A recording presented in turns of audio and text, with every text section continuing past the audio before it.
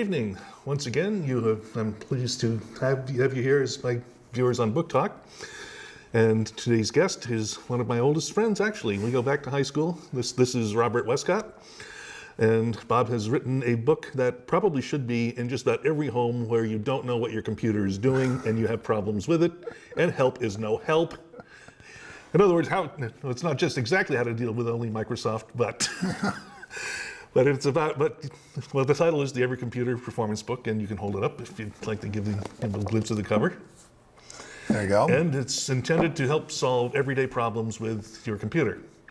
So, if you would, Bob, a little bit of background first, and then how you came to write the book.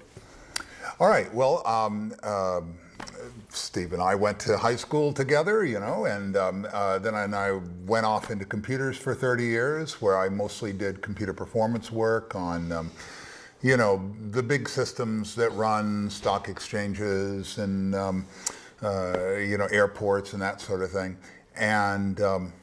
And then after a while, I started accumulating an awful lot of gray hair, and gray hair doesn't work in high tech, and so I started consulting, because you can consult with gray hair. But eventually I said, I am so done with this. I've flown enough, I've listened enough, I've done enough, and so I decided to leave. And once I decided to end my career, I felt a certain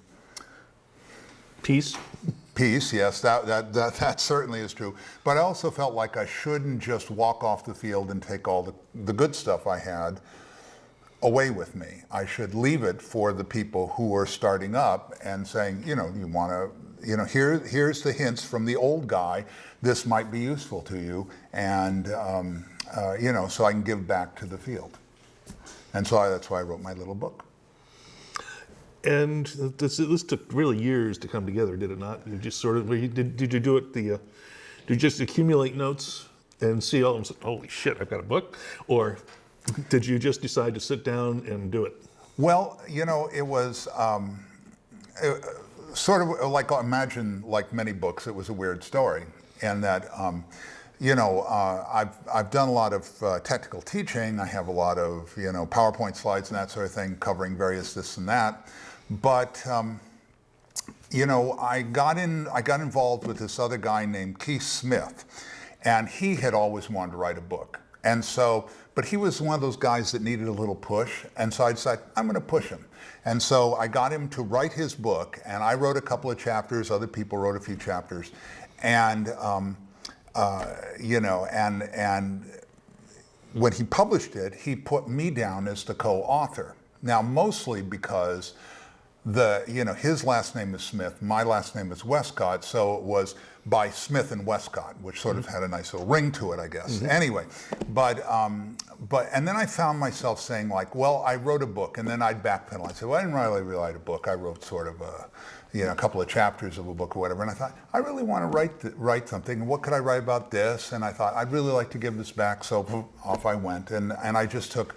I kept all the courses I've ever taught and developed. I kept, all the presentations I've given at various businesses and that sort of thing. And I started combing through it and organizing it, and spent a few months doing it. And out popped this ridiculous bit of text, about 50,000 words. And then I did the most humbling thing I possibly could do, which is let my wife read it. Oh yeah. And she's an English teacher, and it just came back a sea of red, and okay, fine. And then another person wrote, and I thought, okay, now I've got it. Now it's got like 3 typos, and I said, another sea of red. But anyway, so to help these two lovely women, I managed to beat it into something that looks like the English language, and there it is. One of the big things we have to deal with as computers is the constant pace of change. Mm-hmm.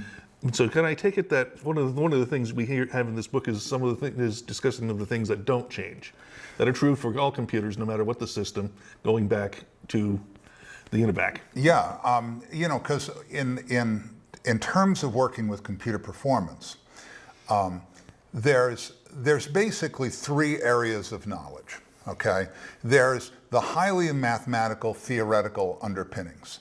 There's a half a dozen guys that understand this, and they all work at universities, they're all wicked smart, they can do math like there's nobody's business, and nobody working in performance knows how to do that math. But they all know that it's important, and but there's some things that come out of that math that you can apply to every day without being, like you and I, just regular normal people. And so there's that sort of scientific undergirding, right? Then there's the stuff that is very specific to whatever technology you're working with. Windows 95 performance, right? And here's this variable, and it's all very specific. And the problem with that is it's immediately useless, right? Because all of a sudden it's 97 or 2014, and this is garbage in the trash. So that doesn't really help you. And what I did is I said, I'm going to ignore all the system specific stuff and just say, if you want to work on performance problems, this is the stuff that you have to get right. The analogy I like to use is, it doesn't matter how smart you are. If you're not kind, you will get it in the neck. Yeah. Right? So first, be kind to everybody. Then you can be smart on top of that, right? But first, be kind. And so, the stuff that is true everywhere. And then that was the filter that took it down to just this little pile of paper that you see here. So run us through a couple of typical problems that the book will help with.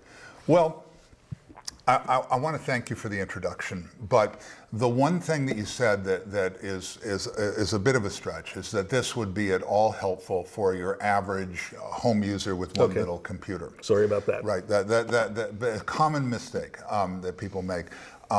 This is for, you could apply it to a single little Macintosh there, but typically this is used for things, the computers that are doing work, web servers, back-end, database engines, all the massive amount of computers that nobody sees because they're buried out there in the cloud somewhere, in the guts of the universe and that sort of thing.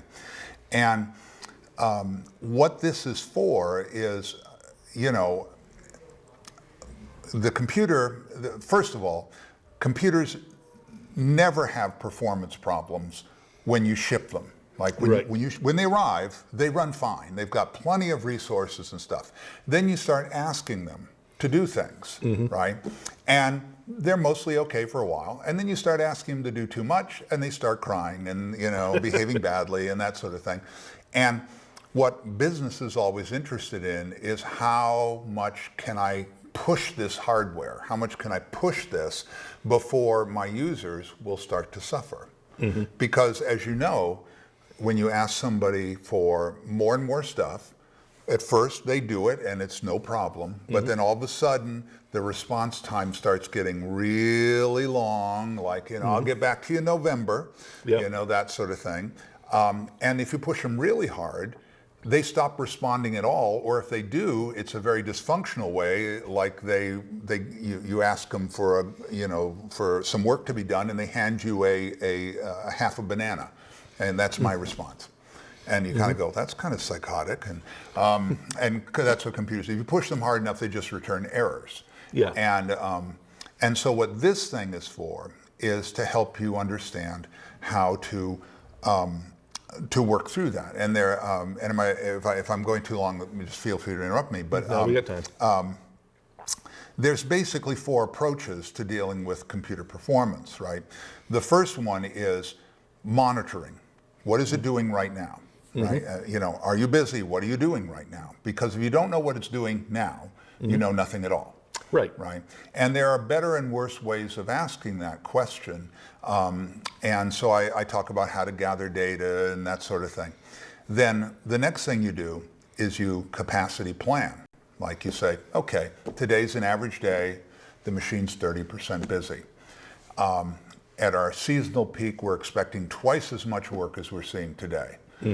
What will we run out of, right? So you take all the little numbers you get out of the machine and you multiply them by 2, and you say, oh, are any of those greater than 100%? No, that's a good start. Yep. How close are they to 100%? If the machine was, say, 10% busy and now it's going to be 20% busy at peak, you'll probably be fine. But as you get closer and closer to 100% busy, there's more and more pain, right? And so if you've ever gone out at say 2 o'clock in the morning to buy something at a convenience store and surprisingly found 3 people ahead of you in line. Yeah. like well, really? What's wrong with you people? Because you just happen to arrive at the wrong moment, right? And so it's capacity planning, and it's a very simple exercise. You simply do it with a spreadsheet, and gather some data and plan for the future. So that's capacity planning. The next thing you might want to do is load test it, because it's very nice to theoretically figure out it'll be fine, but it's much more interesting if 3 months before the peak, you can dump a lot of work into the machine and see if it really can handle it. And there's right and wrong ways to load test and smart ways to do it, and I talk about those there. And then lastly is modeling, right? I always want to be a model. But modeling is when you're going to do something between now and the future that you haven't written the software, the hardware you're going to run it on hasn't been delivered, so you can't test it, you can't load test it, you can't capacity plan it. You've got to take a guess. And modeling is taking the marketing shine off it. When you're doing computer modeling, what you're really doing is taking a guess based on your best information, and you kind of and most of the time, people freak out when you try and model because they say, how can you know it's right? Right? How do you know exactly right? And the truth of the matter is, if I said, like, let's say we were talking about airlines, and you were having a problem with your airplanes that there was a lot of corrosion. And I came up with this great idea. I said, let's take out all the aluminum in the airplane and replace it with lead. Because lead doesn't corrode, right? That would be beautiful, right? Okay. Only problem, now you don't have to model the flight dynamics of a 747 made out of lead. All you have to do is do a rough calculation that the thing would weigh so much that the landing gear would collapse at the gate. Yeah. And you kind of go, this idea won't work. Yes. And you've just saved yourself $12 trillion. Right? And so a lot of times you're doing a very approximate model. And this lovely man, I really love this guy's name's George Box. And he was one of the pioneers in modeling. And he said, all models are wrong. Some models are useful. Yeah. Right? And so, it's like one of those things where you go, there's 4 reasons why this won't work. And you tick, tick, tick, tick, tick. And you gotta go, okay, let's find another reason, or it seems like it will work. Let's go ahead and go to the next step and spend money in doing that. Yeah. And so those are sort of the tools, and depending on what you're doing, and because if they call me up and say, we're having a problem today, I'm not modeling, I'm not capacity planning, I'm monitoring, and I'm looking like what's gone wrong with the thing. And that's when you need that little Windows 95 performance thing, because that's very specific about that machine. Right. But what I tried to do is capture all the stuff that is generally true about all this stuff. And if you get this stuff right, and you can find the little technical bits, then you can go off and work in computer performance. And it was a great ride for me, 30 years. And now I'm retired, and I work at Ben & Jerry's. Well, do you want to talk a little bit about that? Would Ben & Jerry's be comfortable if we talk a little bit about this sort of relaxation job you have? Oh, sure. I used to travel the world, and I have well over 1 million air miles, and I used to do all these fancy schmancy presentations for the grand poobahs and stuff like this. And now I explain ice cream to children, and it's lovely. It's lovely because I get to work with, kids that are 18, 19, 20 years old, and they're all full of fire and all that good stuff. And I get to surprise them because they a lot of them look at me and say, well, what's Grandpa doing here? Yeah. And then Grandpa walks out there and goes, ladies and gentlemen, and really brings that whole P.T. Barnum thing. And they're like, whoa, this guy's got chops.